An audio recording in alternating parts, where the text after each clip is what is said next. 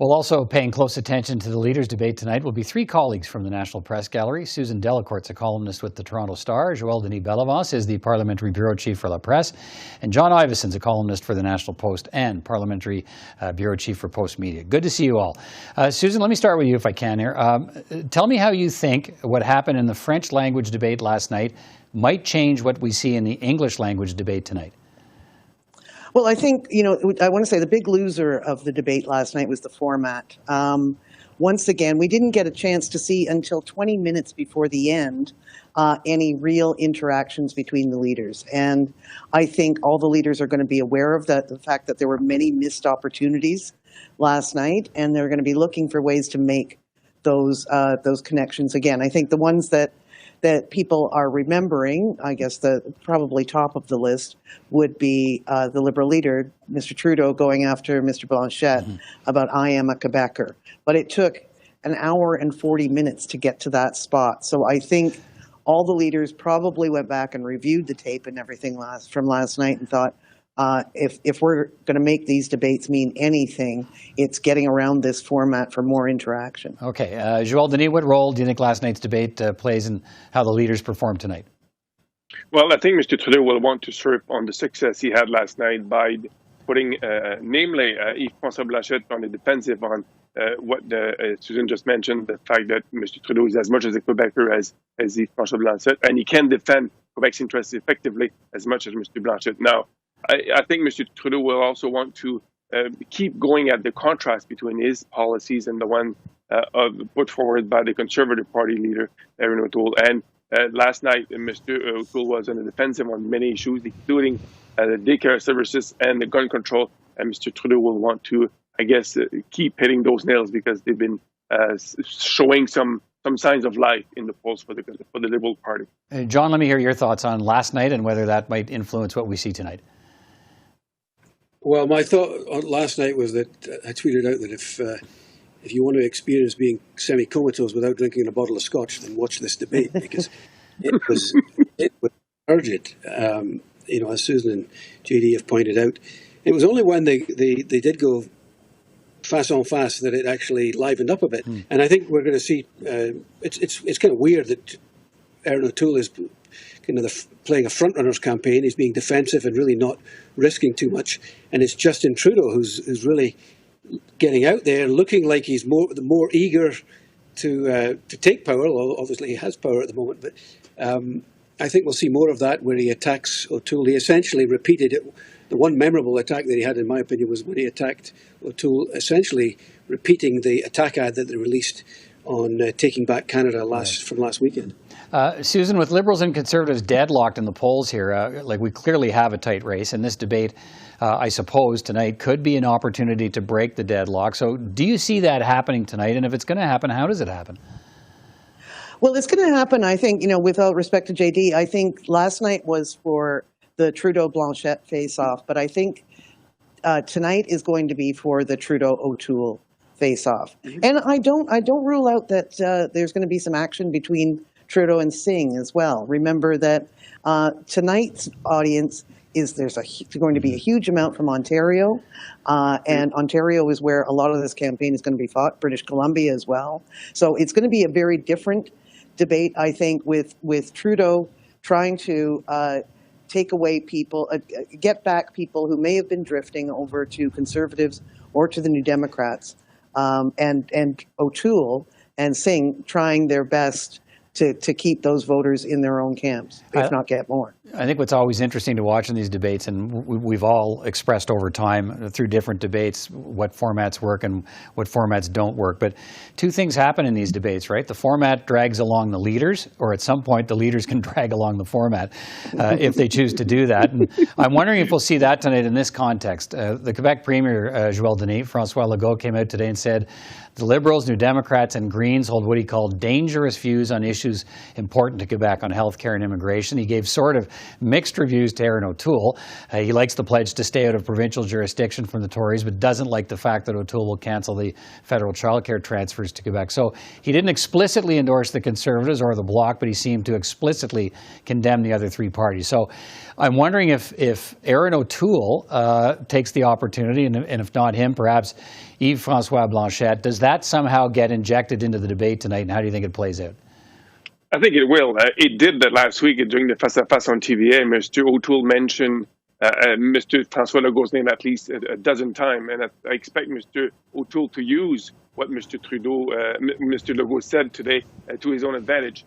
Mr. Legault went a little bit farther by saying that he would hope that the election would produce a Tory minority government, and I've already received some emails from Tory strategists, meaning what does that mean for us in Quebec? Or they believe that this might be proven a gift from the sky that they can use to build some momentum in the last week of the campaign. John, I think we expect the Bloc leader will want to hammer Justin Trudeau with François Legault's comments today, but I guess should Erin O'Toole look to embrace the mixed reviews from Legault about the Conservatives, or is there a risk in that?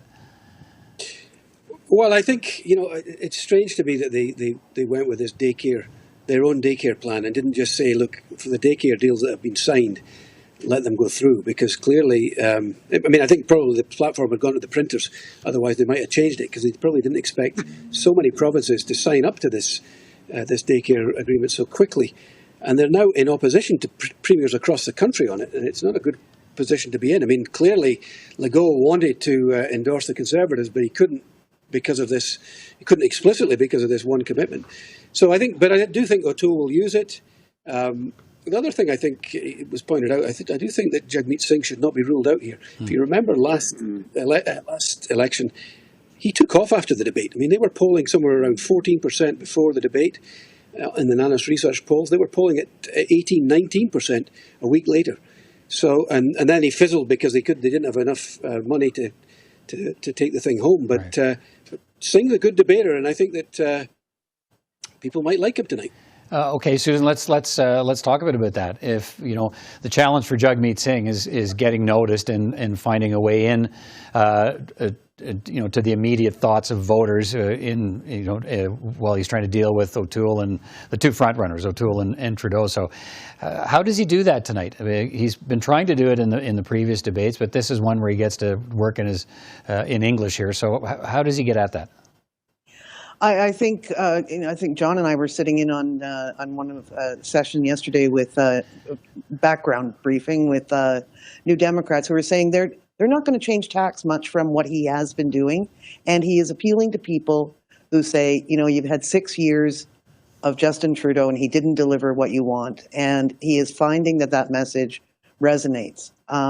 So I would expect there will be a more in sorrow than in anger sort of thing tonight. Actually, if you had to separate the opponents, Justin Trudeau and O'Toole will be doing the anger emotion, and Jagmeet Singh and Trudeau will be doing the sorrow one. So it will be a roller coaster ride of emotions tonight. If it's good. The format, though, as I said, is horrible. Joël-Denis, what are your thoughts on what you think Jagmeet Singh needs to do, what you'll be watching for from him tonight? Last night on the French debate, he was very combative, going at Mr. Justin Trudeau's record every single occasion he could. So that means that he wants to protect the progressive vote that he has secured so far under the NDP banner.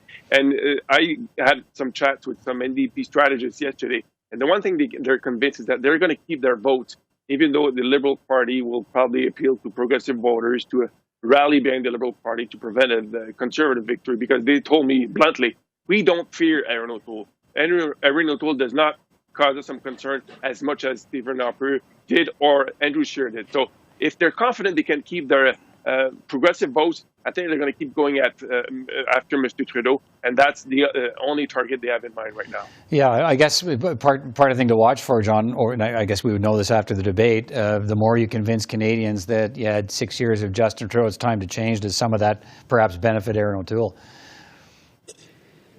Well, maybe O'Toole, but I think the far larger group of switchers, far larger than Liberal Conservative switchers, is the Liberal NDP switchers. I mean, I saw there was an Abacus poll last week that said it's almost 1 in 5 voters.